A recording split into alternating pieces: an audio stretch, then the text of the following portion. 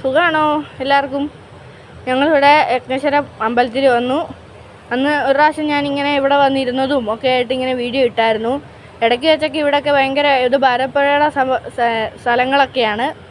അപ്പം ഇടയ്ക്കൊക്കെ ഇവിടെ നല്ല വെള്ളമൊക്കെ ആയിരുന്നു. ഇപ്പം പിന്നെയും വെള്ളമൊക്കെ പോയി. അവിടെ ഷട്ടറൊക്കെ അടച്ചു. പിന്നെയും വെള്ളമൊക്കെ ഇതായി കിട്ടി.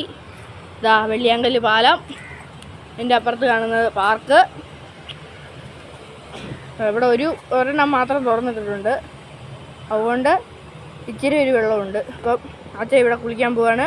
അങ്ങനത്തെ പരിപാടികളൊക്കെയാണ്. നമുക്ക് ഇവിടുത്തെ വിശേഷങ്ങളൊക്കെ കാണാം. പിന്നെ ഇന്നിവിടെ ചെറിയൊരു വിശേഷം നടക്കുന്നുണ്ട്, അത് അച്ഛൻ പറഞ്ഞു തരും. വഴുതനാട് ഹിന്ദുമത പരിഷത്തിൻ്റെ 11ാമത് വാർഷിക സമ്മേളനം ഇവിടെ നടക്കുന്നുണ്ട്. അപ്പോൾ അതിൻ്റെ പരിപാടികൾ നമുക്ക് കാണാം. ഇപ്പോൾ 3ാം ദിവസമാണ് ഇന്ന്, സമാപന ദിവസമാണ്. അപ്പോൾ അതിൻ്റെ പരിപാടി ഇവിടെ നടന്നുകൊണ്ടിരിക്കുന്നുണ്ട്. കുറച്ച് പരിപാടി അതൊക്കെ കാണാമെന്നൊക്കെ വിചാരിച്ച് ഞാനും കൂടെ പോന്നു.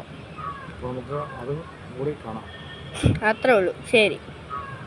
പിന്നെ ഇത് നമ്മുടെ യജ്ഞേശ്വരം ക്ഷേത്രമാണ്, തൃത്താലയാണ് സ്ഥലം. പിന്നെ ഇത് എല്ലാ ദിവസവും രാവിലെ 6 മണി മുതൽ 8 മണി വരെയോളം എല്ലാ ദിവസവും ഇവിടെ ബലിതർപ്പണം ഉണ്ടാവാറുണ്ട്. സുഖമായിട്ട് കുളിക്കാൻ സൈഡിൽ തന്നെ തൊട്ടടുത്ത് തന്നെ ഒരു നല്ലൊരു ശുദ്ധമായ ജലമുള്ള ഭാരതപ്പുഴയുണ്ട്. കുളിച്ച് ബലിതർപ്പണമൊക്കെ ചെയ്തിട്ട് പോവാം. എല്ലാ ദിവസവും ഉള്ളതാണ്. പിന്നെ ഇതാ ഇവിടുത്തെ കക്കയുടെ തോടുകളാണിത്.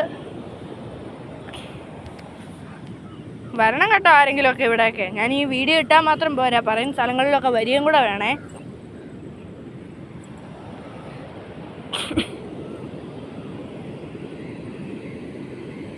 പിന്നെ ഈ ബലിതർപ്പണം മാത്രമല്ല, ഇവിടെ ഉച്ച സമയത്ത് 11 മണി മുതൽ ഒരു 1 മണി 1:30 വരെയോളം എല്ലാ ദിവസവും അന്നദാനമുണ്ട്.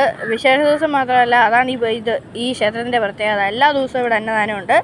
കിട്ടുന്ന എന്തും കറികളാക്കുന്ന ഒരു ഊട്ടുവരെയാണ് ഇവിടെ ഉള്ളത്. എല്ലാവർക്കും അതിൽ പങ്കാളികളാകാം, ഭക്ഷണം കഴിച്ചിട്ട് പോകാം. എല്ലാവരും 100 പേര് കുറയാതെ എല്ലാ ദിവസവും എല്ലാവരും ജനങ്ങൾ, അടുത്തുള്ള ആൾക്കാർ വരാറുണ്ട്, കഴിക്കാറുണ്ട്. അതുപോലെ തന്നെ കിട്ടുന്നത് സാധനങ്ങളും പച്ചക്കറികളും വീട്ടിലുണ്ടാക്കിയ സാധനങ്ങളും എന്താണെങ്കിലും കൊടുത്തു കഴിഞ്ഞാൽ അവരതും കറികളാക്കും. ഈ പറയുന്നത് കേട്ടിരുന്നാൽ മാത്രം പോരാ, എല്ലാം ഒന്ന് ചെയ്യാൻ കൂടെ വേണം. പിന്നെ ഭംഗി ആസ്വദിക്കണം, വന്നിട്ട് നേരിട്ട് ഭംഗി ആസ്വദിക്കണം. പിന്നെ സബ്സ്ക്രൈബും ലൈക്കും ഒക്കെ ആയിട്ട് ഞങ്ങളെ സന്തോഷിപ്പിക്കണം. പിന്നെന്താ, നമുക്ക് അമ്പലത്തിൻ്റെ ഉള്ളിൽ പോവാം അല്ലേ? പിന്നെ ഇതാ ഇവിടെയൊക്കെ നമുക്ക്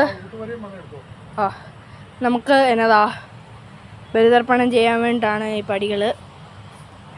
വയസ്സായവർക്കും ഒക്കെ നല്ലതാണ് ഈ പടികളിലിരുന്ന് ചെയ്യുന്നത്. പിന്നെ അല്ലാത്തവർക്ക് വേണമെങ്കിൽ ഈ മണലിലിരുന്നും ചെയ്യിക്കാറുണ്ട്. പിന്നെന്താ, അതിൻ്റെ ഇടയ്ക്ക് ഞാൻ ഈ പടികളും കൂടെ കാണിക്കാൻ വിചാരിച്ചു. ഇനി പോകുന്ന വഴിക്ക് നമുക്കൊരു ഊട്ടുവരയും കൂടെ ഉണ്ട്, അതും കൂടെ ഒന്ന് കാണണം. അച്ഛൻ അങ്ങോട്ട് വയ്യെ നട തുറക്കാൻ വേണ്ടിയിട്ട് പോയി.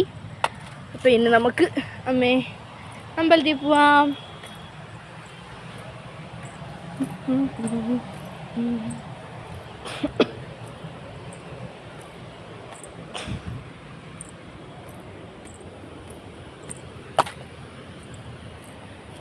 ഈ കാണുന്നതാണ് നമ്മുടെ ഊട്ടുവര.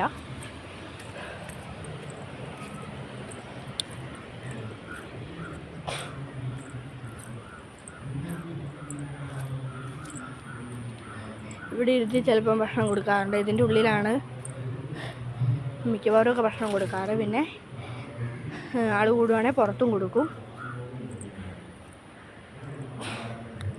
ഇതാണ് ഊട്ടുവര. ഇവിടെ വെച്ചാണ് ഭക്ഷണം പാകം ചെയ്യുന്ന കാര്യങ്ങളൊക്കെ. പിന്നെന്താ, അത്രേ ഉള്ളൂ. നമുക്ക് അമ്പലത്തിൻ്റെ ഉള്ളൊക്കെ കാണാം. ഇനി നമ്മൾ അമ്പലത്തിൻ്റെ ഉള്ളിൽ കയറി. ഇവിടെ ഒരു ആര്യന്തൈയാണ് ഞാൻ ആദ്യം തന്നെ കണ്ടത്. ഇതെന്ന് പറയുന്നത് ഈ ഒരു ക്ഷേത്രത്തിൻ്റെ ഒരു ഭക്തൻ നമ്മുടെ നടാൻ വേണ്ടി കൊണ്ടുവന്ന ഒരു ആര്യന്തൈയാണ്. ആര്യന്തൈ നടുമ്പം 5 ദേശത്തുള്ള 5 ആൾക്കാർ ചേർന്നിട്ട് നല്ലൊരു സ്ഥലം കണ്ടുപിടിച്ച് വേണം ക്ഷേത്രത്തിൽ നടാനെന്നാണ് സാധാരണ പണ്ട് തൊട്ടേ പറയാറ്. ഇത് ക്ഷേത്രത്തിൻ്റെ ഉൾഭാഗത്തുള്ള പരിസരങ്ങളൊക്കെയാണ് കേട്ടോ.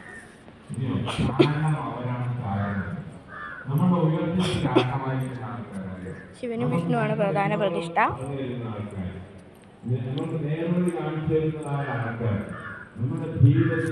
അതാണ് മാല കെട്ടുന്ന ചേച്ചി, ഉഷ എന്നാണ് പേര്. പിന്നെന്താ, അത്രേ ഉള്ളൂ.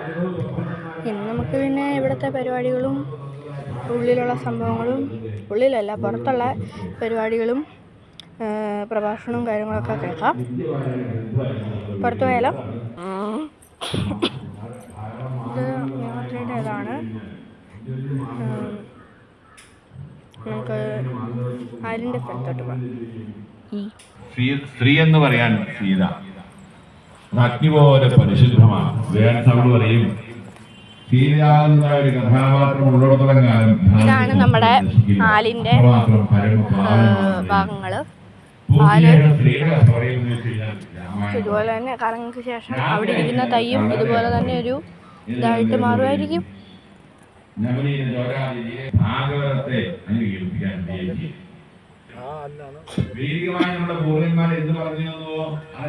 ഇത് ഷോഡശക്രിയ കഴിഞ്ഞ ഒരു ആലാണ്. അതുകൊണ്ട് തന്നെ വളരെ പ്രാധാന്യമുള്ള ഒരു ആലാണ്. അതുകൊണ്ട് തന്നെ ഇവിടെ എല്ലാ ദിവസവും രാവിലെയും വൈകിട്ടും വിളക്ക് കൊളുത്താറുണ്ട്. എല്ലാവരും വരുന്നവരും മിക്കവരും ഇവിടെ വന്ന് തൊഴുത് പ്രാർത്ഥിച്ചിട്ടാണ് പോകാറ്. വളരെ വലിയൊരാളാണ്, സത്യം പറയാലോ.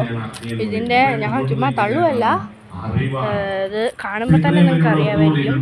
ഇവിടുന്ന് അപ്പുറത്തൊരു 3-4 ആനകൾ നിരന്ന് നിന്നാൽ ഇവിടെ നിന്നാൽ അത് കാണാൻ പറ്റില്ല. അത്രയ്ക്ക് വലിയൊരാളാണ്.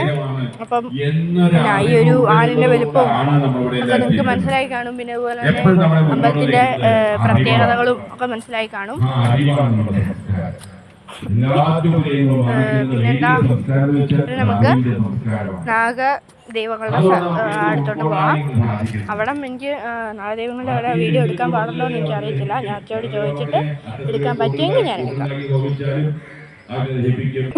ഇതാണ് നമ്മുടെ വള്ളുവനാട് ഹിന്ദുമത പരിഷത്തിന്റെ 11ാം വാർഷികത്തോടനുബന്ധിച്ച് നടക്കുന്ന പരിപാടി. പ്രഭാഷണങ്ങൾ, ഓരോരുത്തരുടെ മഹത്തായ വ്യക്തികളുടെ പ്രഭാഷണങ്ങൾ നടന്നുകൊണ്ടിരിക്കുന്നു. അങ്ങനെ വളരെ നല്ലൊരു പ്രഭാഷണം കേട്ടായിരുന്നു. ആ സമയത്ത് എനിക്ക് അത് എടുക്കാൻ പറ്റില്ല. എടുക്കുവാണെങ്കിൽ എല്ലാവരും മുന്നോട്ട് കൊണ്ടുപോകാൻ. അപ്പം ഈ ഭാഗങ്ങളൊക്കെ എടുത്തോളാൻ പറഞ്ഞു, അതുകൊണ്ട് ഞാൻ എടുക്കുവാണ്. ഇതാണ് നാഗദൈവങ്ങളുടെ ഒരു ഇതെന്ന് ഭാഗം എന്ന് പറയുന്നത്. ഈശ്വര കാത്തോളണേ. നൂറ്റാണ്ടുകൾ പഴക്കമുള്ള ഒരു ചുറ്റുമതിലാണ് ഈ അമ്പലത്തിൻ്റേത്. ചെങ്കല്ല് കൊണ്ടുള്ള മതിലാണ്. എല്ലാ ദിവസവും ഇങ്ങനെ ചുറ്റും ഇങ്ങനത്തെ ചെറിയ ചെറിയ കൽവിളക്കുകൾ ഉണ്ട്, അത് കത്തിക്കാറുണ്ട്. അപ്പോൾ പരിപാടികളൊക്കെ എല്ലാവരും കാണണം. ഈ വീഡിയോസ് എല്ലാം കാണണം. ഞങ്ങളുടെ എല്ലാവിധ വീഡിയോസും നിങ്ങൾ കാണണം. അപ്പം ഇന്നത്തെ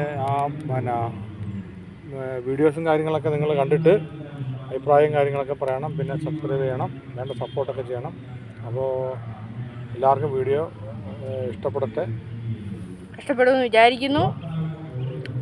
പിന്നെ കമൻറ്റുകൾ കൊണ്ട്, നേരത്തെ കഴിഞ്ഞ വീഡിയോകളിലൊക്കെ പറഞ്ഞ പോലെ കമൻറ്റ് കൊണ്ട് കമൻറ്റ് ബോക്സ് നിറച്ചും ലൈക്കുകൾ തന്നും ലൈക്ക് ബട്ടന് കളർ കൊടുത്തും ഒക്കെ ആയിട്ട് ഞങ്ങളെ സന്തോഷിപ്പിക്കുക.